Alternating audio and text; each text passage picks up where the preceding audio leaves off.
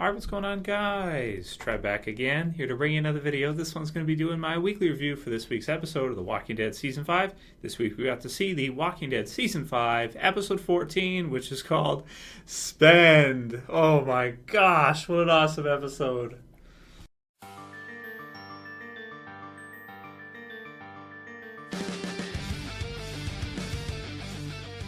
And spoiler warning, if you guys haven't seen the episode yet, go on and watch it before you watch this review. So, oh man, this was an incredible episode overall. I mean, just an awesome episode. Somebody asked in a recent Q&A my opinion on whether or not we would actually see a character just get like torn apart by zombies, like some of the old Dead movies where you just have a character that gets bitten, but then not just by one, like a whole group of zombies just rips them to shreds, to pieces.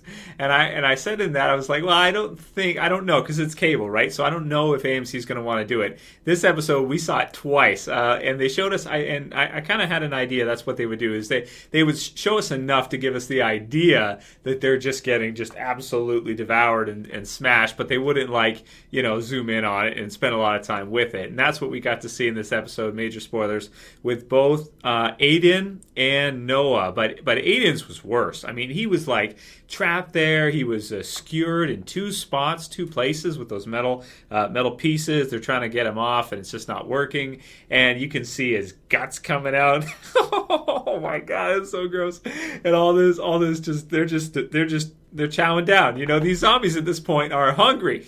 These are zombies that haven't seen food for a very long time. That's what they're anorexic. They're anorexic zombies finally getting a chance. It's like somebody just dropped a Big Mac right in front of them, and they have not eaten for a super long time, and they're just going for it, man. So, oh my gosh, wow. Now, I will say with this one, as many of you guys know who follow the channel and who look up The Walking Dead online, those two deaths were spoiled. They were leaked, which is unfortunate. And I will say that it did take away from the experience a little bit, knowing that this was going to happen ahead of time, which is why I don't necessarily like spoilers. Now, I did let you guys know in the video we did in the Q&A that there was going to be a couple deaths, maybe more, but I didn't mention who. And this is why some people ask me, why don't you get into stuff like that? I don't really like, spoiling something for you guys. Like, if there's leaked info, I'm not particularly fond of putting it out there and just ruining it. So that's why I always try to be careful of spoilers, because it does detract from the first time you're seeing it. I went into this episode knowing that both Aidan and Noah were very likely both were going to die, unless it was a false rumor, but it wasn't, obviously. And we actually did get to see the death of both of them. That said, though, it was still insanely exciting, and had I not have known that going into it, it would have been even better, I would have to say. So I really liked the revolving door part, because I just thought that was a really cool new kind of environmental object that we hadn't seen before, where you have really cool. You have them stuck in each side of the revolving door. So as it turns, the one can't get out without the other one getting put out, right? And you have a situation where there's zombies on both sides, pinning them in. So even though Eugene comes by and he's, able to, get the ones outside to come towards him, if they go to open the door, this way, if Glenn and Noah push it open against Nicholas, which, let's be honest, they would be able to overpower both of them together, I would think. Yeah, definitely they would be able to overpower Nicholas and push it out, but then he would be left with this huge group of zombies right on top of him, so he would be dead. So they try to smash it, doesn't work. The glass is too strong, of course. This is like industrialized, stuff, so you're not going to be able to smash it easily just with a gun. And they're not able to. And what we end up seeing is that Nicholas, he doesn't give a shit. He's like, screw this. So he just pushes his side open the other way, and then we see Noah just get smashed, absolutely smoked. So I just thought it was a really cool object to see in the show, something we hadn't seen before. In addition to that, we had, of course, just all kinds of different awesome stuff happening throughout the episode. I mean, we had all of that action with them on the run. Really exciting. We get the sense that Glenn is in charge now of that group. Tara gets injured badly. Eugene is able to save her, which I did like quite a bit too, because obviously, for him, as we got to see earlier on in the episode, is difficult for him. It's difficult for him to do things like that because he is so cowardly, he is so scared of zombies and everything, which is, smart to be. You should be, because in a group they're extremely dangerous, and if they do catch you, you're going to suffer one of the worst deaths you could probably ever imagine, as we got to see twice. So I really love that the whole run, the whole run that group went on. And let's think afterwards. So we lose those two. Nicholas comes back, even though Glenn KOs him, and they put him in the truck. You've got Eugene, and then Tara badly injured. So what's going to happen next? When they return, who's going to, what's the group? What is the Alexandria group going to say? Wow, really intense stuff. Some great different action scenes, lots of zombie kills, really dark, really scary. I really like the tones in this episode. They were a lot different from what we've seen recently. They're going back to, I want to say, like more similar to like season 2 tones, which is you have a lot of these kind of a dead, a zombie, 80s old school ambient tones and things like that in the background. Really set the mood. Really just added the experience. I really like them a lot. I noticed a lot of them. There's been some recently, but this one too had a lot of that, and I did like it a lot. Really old school zombie horror flick type of feel to it. So those are my thoughts on the run. I'm sure Tara will or at least I would think she'd be okay. But the promo is something we're going to talk about pretty soon, which is predictions for next week. So I'm not really going to give my thoughts on what's going to happen with Tara in this one, because I believe in the promo. I just watched it once real quick, right? I think there was 3 graves, wasn't there? I'll have to watch it again because I'm not 100% clear on that, so I'll let you guys know. We'll talk about that in the predictions. But man, even the promo for next week, because of all the great setup, in addition to that awesome run we had with all that excitement, we had Abraham and the others with a new character, Francine, apparently, and Tobin. Who actually is a character from the Walking Dead comic book series. I noticed that recently, that Tobin is a character. And we got to see what I thought we had already kind of seen with Glenn, but it wasn't exactly the same. And it was that Abraham takes over the construction crew basically because he's such a tough survivor. And this one, man, he's so badass. He's just smashing one after another, just absolutely destroying all these zombies where everybody else is just running for cover, basically. Just such a tough survivor. And then they end up afterwards just going back to work. So Tobin resigns, basically. So really did like that scene as well, too. Interested to see what they're going to do with Francine, was it? Yeah, Francine. And we also did hear the name Holly drop in there, too, in the episode. So, again, these are comic book characters. They're starting to come in. Francine, a new character. What's going to happen with her? I will say, though, from the Walking Dead comic book series storyline,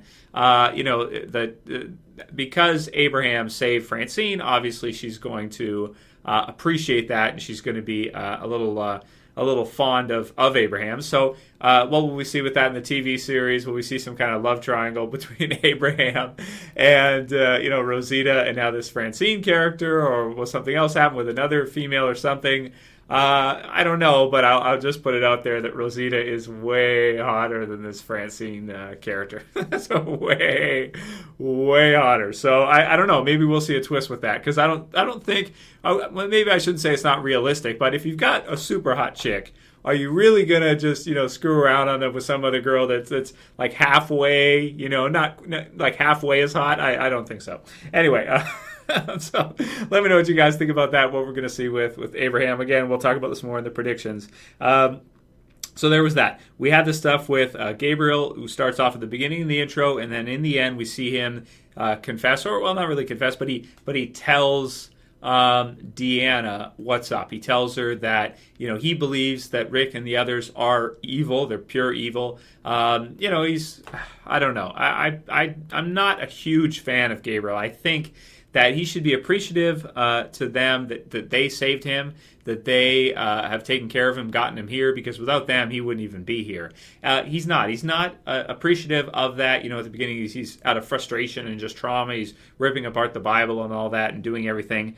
But mainly, I would just say that they saved him. So I just think it's kind of stupid what he was doing at the end, which is to tell Deanna that she made a mistake by letting them in. Because really, I don't feel like she did. They are not prepared for the different troubles that are going to,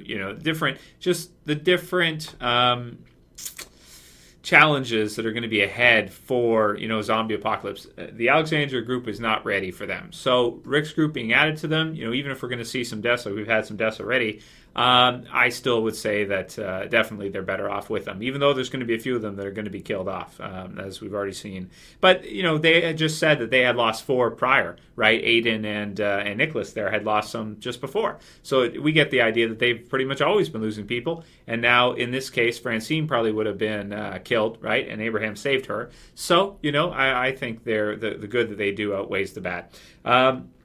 But they're definitely not a group you're going to push around. So going on from the intro, we had the scene with Daryl. He was on his new bike, which I thought was pretty cool, and they're going out on a run. And that's all we got to see with Daryl this episode. We just basically see him. Boom, he's there. He's built himself a new bike, and he's heading out with Aaron on some scout missions, which is pretty awesome.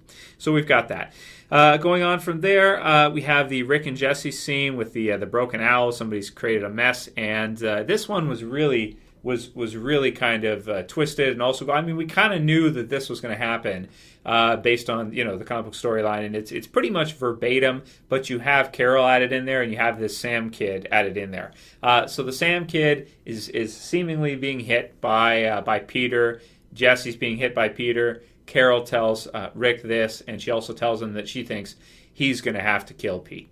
Because he's just, what use is a character like that if he's, he is a doctor, right? So he does have those skills, which is why he would be very useful. But on the flip side too, he's drunk all the time. He's hurting his family, this kind of thing. And Rick really, I'm sure, because already he likes Jessie. He's not gonna stand for it. Also, somebody pointed out at the end of last week's episode that actually when Rick sees them walking down the street and Pete goes to put his hand out, she actually kind of flinches a little bit with her left shoulder. And I did confirm that. I watched it again, and she does. She kind of moves her left shoulder towards when he goes to put his hand like that, which is very odd behavior for a wife to do from her husband, and a police officer would notice that, or at least usually they would know the signs that something like that, especially with domestic disputes, they're very observant like that because they're trained to be, because that's a lot of what they deal with, obviously, domestic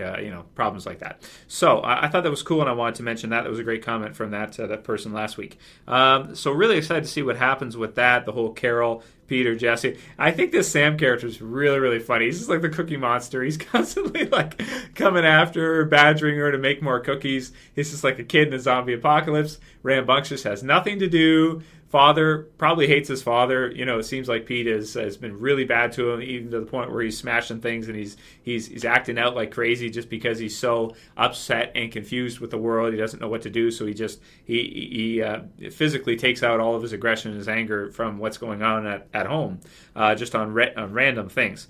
So man, I really like the whole dynamic and the way they're doing it in the TV series by adding Carol into the mix, because of course in the comic book series she didn't exist at this point. I'll just say this character didn't exist in that series. Also, that she's kind of keeping her distance from Sam. She's trying to tell him not to talk to her because she kind of, I don't know. I view it as she doesn't really want to create any kind of bond, because she keeps having these young kids and stuff like Lizzie and Mika come to her and see her as like a motherly figure, and I get the sense that with the Sam kid she really doesn't want to build that kind of relationship, but also too because he's got something on her, so she kind of wants to remain as not really friendly but kind of that authoritarian type of situation with him. But I did think it was kind of cool how she kind of figured out about that and then was able to deduce the rest from it. So really liked all of that. So we had the Abraham stuff was awesome, Gabriel stuff was awesome, the run was awesome. Then we had that with Rick and the others. Also, the scene where Peter visits Rick and he tells him that he sees him. Really like that scene. That was put in a sneak peek from last week, so I already kind of talked about that in the Q&A. But I really did like the scene, just when they kind of, and after he rubs the ring, right, and he kind of looks out. Just really like that a lot, man. That was really cool. How it's just kind of a nice nod back to Laurie and what was happening prior. Also, of course, because he as he says he saw him, so I'm sure he knows that there's something starting or something going on between Jessie and Rick. So really cool stuff. There was one thing that was weird. The guy said he was going to send a fax to Cleveland or something. What did he say? Something like that. I don't know. My ear's a little messed up, but I'll have to watch that again. The guy in the construction, I'm like, you're going to what? What are you talking about? So I don't know. Maybe I don't know. Was that lingo for something? Did he have to go to the bathroom? So I don't know. I'm not sure. So I don't know what that meant. And all in all, I mean, just an awesome episode. Really exciting. Lots of good stuff. The promo is super packed. And the ending scene, you're gonna have to kill him. It's like okay. Well, I mean, Carol could just kill him herself, but because Rick is a police officer, I guess it would make perfect sense that he would be the one to do it. I don't think he needs much motivation anyway. So, takeaways from the episode Zombie Kill of the Week. I don't know which one you would go with for a zombie kill this week. There was so many. Maybe Eugene, where he actually does finally kill a zombie, was good. Even though they were unloading ammo like crazy, like just so much wasted ammo. I was like, geez, man, come on, 1 shot per zombie. Come on, let's go.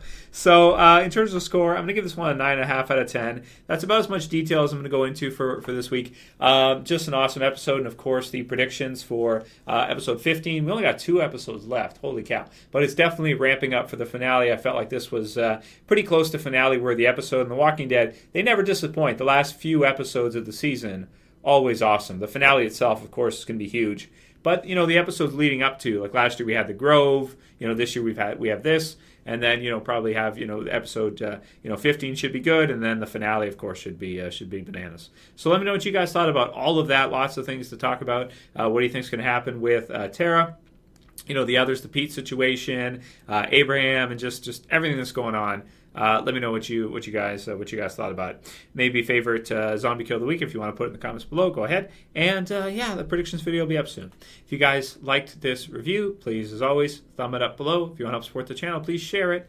If you have a Facebook, you want to click the share tool below, favorite it. And if you're new to the channel, you want to subscribe, bottom left, just click the subscribe. You won't regret it. You'll get Walking Dead videos pretty much every day of the week, doing lots of Q&As and theories and all kinds of fun stuff.